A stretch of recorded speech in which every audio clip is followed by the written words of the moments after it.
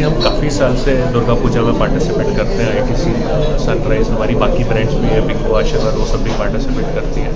और हमारे को पता था कि दुर्गा पूजा पूरे बंगाल में होती है। करीब 3 साल पहले हमने शुरू किया कि हम कैलकाटा के बाहर जाएं और दुर्गा पूजा को और इंक्लूसिव बनाएं और पार्टिसिपेट करें और लोगों के पास तक पहुँच पाएँ as a brand. So this is the 3rd year, and this year we reached out to many Durga Pujas through our online participation facility, and a lot of people participated. And the idea was to make sure that people get to know about the Durga Puja beyond Calcutta.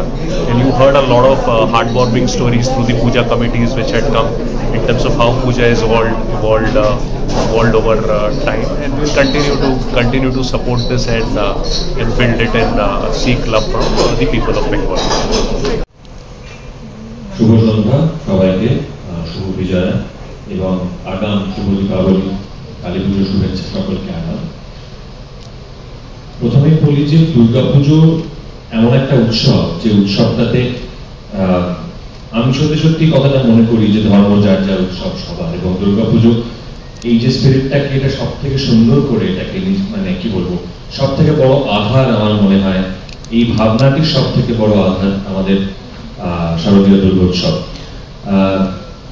এরকম একটা উৎসবে কোনো বিভেদ থাকে না সাধারণত, গ্রাম শহর মফস্বল ইত্যাদি, কিন্তু এই কথা অস্বীকার্য যে কলকাতার শহরের পুজো আমরা যে পরিমাণ সোশ্যাল মিডিয়ায় দেখি, যে পরিমাণ রিলসতে দেখি, যে পরিমাণ পুরস্কার বিতরণী কি বলবো প্রোগ্রামস বা কম্পিটিশন প্রতিযোগিতা যেগুলো হয়, সবকটাই অধিকাংশই অন্তত প্রায় 90% আমার ধারণা কলকাতার পুজো কেন্দ্রিক হয়। তো সেই বিষয়টা যদি আমার সঙ্গে শেয়ার করো, এবং বিশেষ করে প্রতিটা পুজোর যেগুলো নিজস্ব গল্প থাকে, আমি ভেরি শিওর যে তোমার বাড়ির সাথে পুজো একটা প্রাচীন পুজোর কিছু এমন গল্প আছে যেটা তুমিই জানো।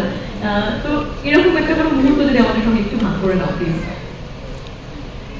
প্রথমত সকলকে শুভ সন্ধ্যা, সকলকে অনেক ধন্যবাদ, মিডিয়ার বন্ধুদের অনেক অনেক ধন্যবাদ, কেননা তাদের ছাড়া এই গল্পগুলো আপনাদের সকলের কাছে পৌঁছবে না। আর তোমার ভীষণ সুন্দর লাগছে, ঈশাকেও খুব সুন্দর লাগছে, সবসময় লাগে।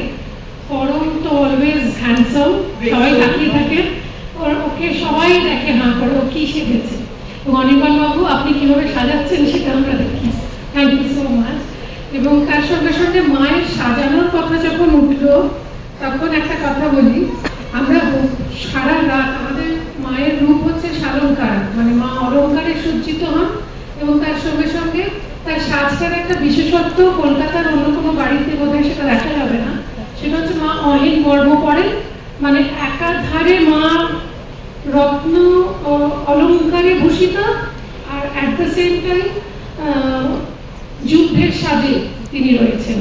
রণদেব যে মূর্তি সেটাও রয়েছে, মা রুদ্রাণী একটা রূপও রয়েছে, তার সঙ্গে সঙ্গে আবার মা শান্তির কথা অভয়ে গানও করছেন। আমাদের সেই রূপটা দেখার জন্য গোটা বছর আমাদের বাড়ির, আমাদের গোটা পরিবারের ক্যালেন্ডারটা দুর্গাপুজো টু দুর্গাপুজো করে। দেখো আমার কাছে আর আমার মতো কয়েকজন আছেন যারা পুজোর সময় কলকাতা ছেড়ে বেরোন না এবং কলকাতার ঠাকুরই দেখেন নর্মালি। এই পুজোর সপ্তাহে যেটা দেখলাম, কলকাতার বাইরের ঠাকুরগুলোর সম্পর্কে জানতে পারবে, আমার মতন মানুষও রয়েছেন, আরো বেশি করে জানতে পারবেন। সানরাইজ এরকম ভাবে এনকারেজ করছে, মানে তুমি যেরকম প্রথম থেকে বলছিলে প্রত্যেকটা পুজোর এক একটা হিস্ট্রি আছে, এক একটা গল্প আছে, নিজস্ব ইমোশন আছে। সানরাইজ সেগুলোকে তুলে এনে একটা বইতে রাখছে এবং সেটা অনলাইন পাওয়া যাচ্ছে, মানে বাড়িতে বসে পড়া যাবে, জানা যাবে এই পুজোগুলো সম্পর্কে। আমার কাছে ভীষণ বড় একটা ব্যাপার। আচ্ছা, আরেকটা আমি ভীষণ জানতে চাই, যে আমরা যখন বড় হয়ে যাই ডেফিনেটলি আমরা ছোটবেলার পুজোর মেমোরিগুলোকে ভীষণ মিস করতে থাকি। এমন কোনো পুজোর মেমোরি তোমার আছে যেটা এই মুহূর্তে তুমি? প্রচুর আছে, একটা বলতে পারো? একটা বলতেই পারবো না। প্রথমত হচ্ছে আমাদের সময় পুজোই হতো, পুজোর সঙ্গে রিলেটেড পুজোর গান ছিল, থান থেকে জামা কাপড় বানানো থেকে শুরু করে সকালবেলা না খেয়ে অঞ্জলি, এখন তো খেয়েও অঞ্জলি দেওয়া হয় কখনো কখনো।